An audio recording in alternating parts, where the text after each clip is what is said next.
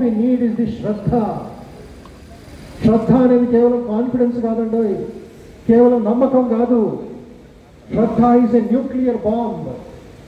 శ్రద్ధ అనే పదం ఇంగ్లీష్లో తెలుగులో ట్రాన్స్లేట్ చేయడం విశ్వాసం. శ్రద్ధ అనేది పెద్ద మాటది. వివేకాన్ని ఉపయోగిస్తున్నారు శ్రద్ధ శ్రద్ధ శ్రద్ధ అని. అమెరికాలో వాళ్ళు బెక్కుమని కళ్ళు తెరిచి చూస్తున్నారు, అర్థం కావట్లేదు వాళ్ళకి సంస్కృత పదం. అప్పుడు స్వామీజీ అన్నారు, you are not able to understand the word shraddha, for convenience sake I am translating as faith. Convenience కోసం మాత్రమే, అసలైన సరి అయిన అనువాదం కాదు. No other translation is equal to the cosmic word called శ్రద్ధ.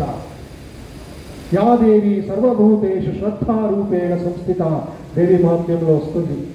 ఋగ్వేదంలో శ్రద్ధా సూక్తం, శ్రద్ధాదేవి ఆవాహయామి అని ఋషులు యజ్ఞం చేసి శ్రద్ధాదేవిని ఆహ్వానించేవారు వాళ్ళ గురుకులానికి.